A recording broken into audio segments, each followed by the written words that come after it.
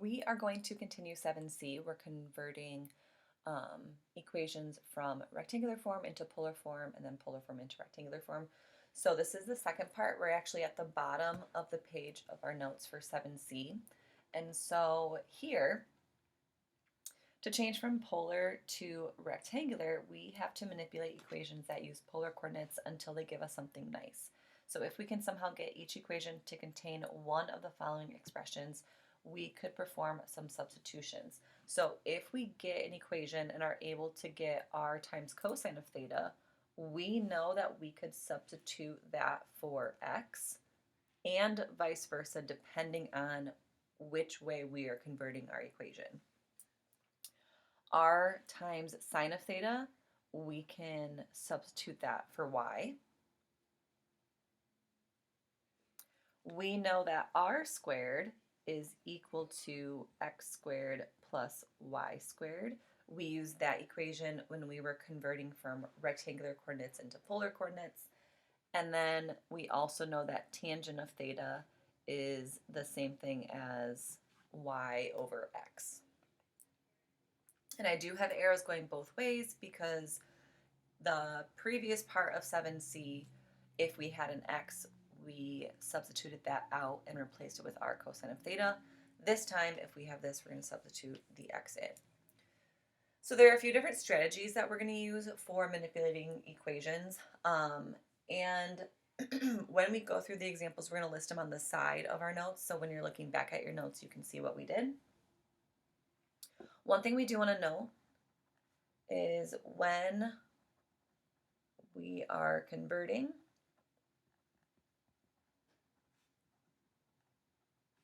from polar to rectangular,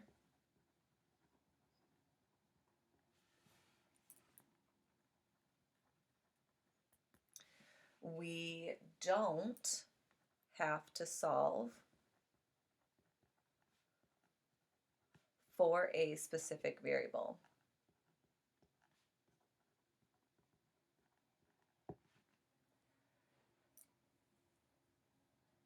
So previously, when we were converting from rectangular to polar, we were solving for r. We want to get r by itself, and if r ends up disappearing, we get theta by itself. Now, when we're converting from polar to rectangular, as soon as r and theta are gone, we are done. We do not have to get x by itself. We do not have to get y by itself. If you want to, you can. You would just be making more work for yourself. And we're going to see that in a couple examples. So we're going to flip to the back page of our packet, the very last page, and we have 4 examples that we are going to go through to see the different types of strategies that we're going to utilize. So for example 7, it says express the polar equation r equals 5 times secant of theta in rectangular coordinates. So right now, if I had r times cosine or r times sine, I could substitute that out for x or y, respectively. I don't have that, but I do have secant, and secant I can rewrite as 1 over cosine.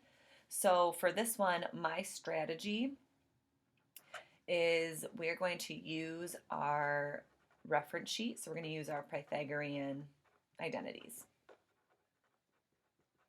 Because right now I have secant and I don't have sine or cosine.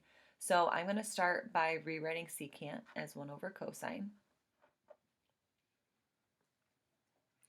Since cosine is in the denominator, I know that if I multiply by cosine of theta on the right, I can multiply by cosine of theta on the left, and my cosines will cancel out on the right-hand side.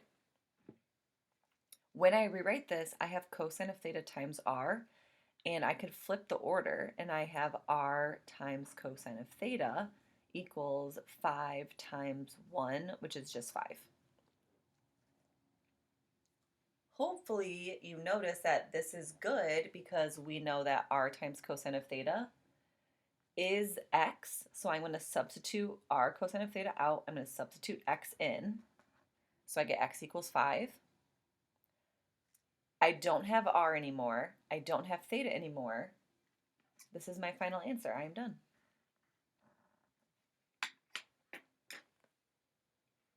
So let's look at another example here. So for example 2, it says express the polar equation r equals 2 times sine of theta in rectangular coordinates. So we might think, oh, well, let's do the same thing that we did last time. If this is already signed, though, I would have to like divide it from both sides. And if I did that, it's not what I want because it has to be r times sine to be able to change it into y. So I can't do the same thing that we did last time. If I need r times sine so that I can substitute that out for y, I have to get an r being multiplied onto this sign. So what I'm actually going to do first is I'm going to multiply both sides by r so I can get that. And I also know that if I multiply by r on the left, I would get r squared. And I know r squared I could substitute in something for. So if I flip back, we had r squared down here, and I could substitute x squared plus y squared in. So I'm going to multiply both sides by r to start, and that's going to be another strategy. So let's make a note here. Multiply both sides by r. So that is if we have like r equals a number times sine or a number times cosine. So I have r squared equals 2, and I want to put the r in front of the sign because I know with multiplication, order doesn't matter, it's commutative. So now I know that r squared can be substituted out for x squared plus y squared. I also know that my 2 doesn't change, but r times sine of theta is y, so I'm going to substitute that in for r times sine of theta. And as of right now, my r is gone and my theta is gone. I'm done.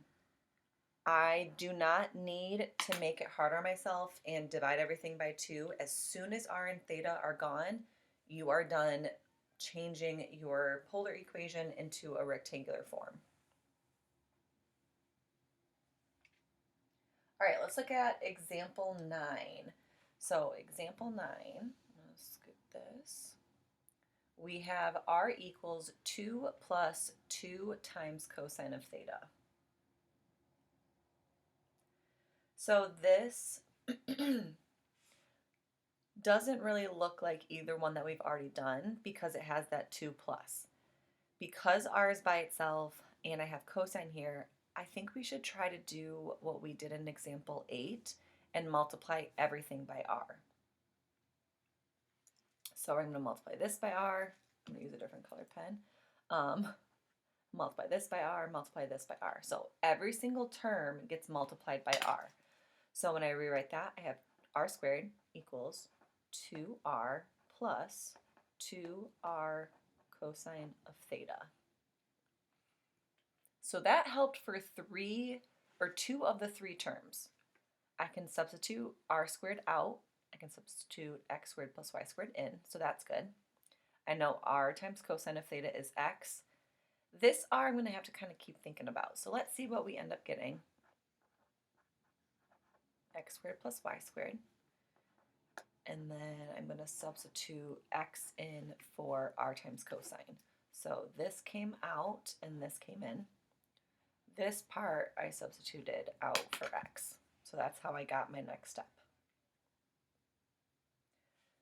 So the r is kind of throwing me off. So I'm going to subtract my 2x from both sides. It'll cancel out on the right. On the left, it's not like terms with any of those, so I'm just going to stick it on to the end of my other terms.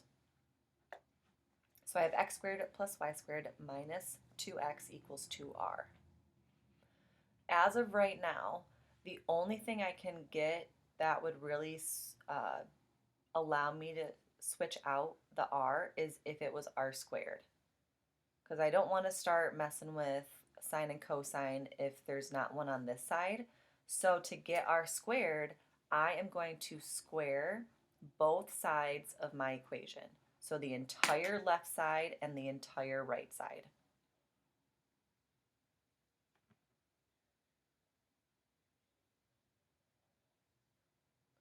So when I do that, I'm actually going to leave everything here inside my parentheses with my exponent on the outside. And then when I square this, 2 squared is 4, and then r squared is still r squared. But now I can substitute my r squared out, and I don't have to worry about anything on the left side because I don't have r or theta over here. So I'm going to go up over here. I still have x squared plus y squared minus 2x equals 4 times, and then instead of r squared, I have x squared plus y squared. Running out of room there.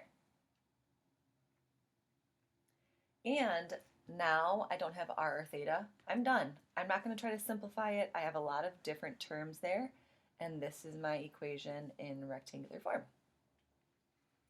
So our strategy for this, what we started with is we multiply both sides by r, but what was different is we had to square both sides so that we could get rid of that last r. So we're going to put it under that category. Square both sides of our equation. The last one that we're looking at looks a little different. This time we have theta equals 7 pi over 6. So it might look like we have nowhere to go. However, I know that if I take tangent of both sides, tangent of theta can be rewritten as y over x. So that's what I'm going to do. So I'm going to take tangent of the left, and I'm going to take tangent of the right. So we have tangent of theta equals tangent of 7 pi over 6. Let's scoot this up a little bit more. Well, tangent of theta, I could substitute out, substitute y over x in. I also know that I can find tangent of 7 pi over 6 on my unit circle. So I find that angle, the tangent value is square root of 3 over 3.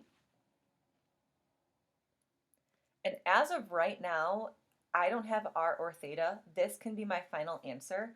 I am going to take it one step further though and multiply both sides by x, just because when my x's cancel, I get y by itself. Whoops.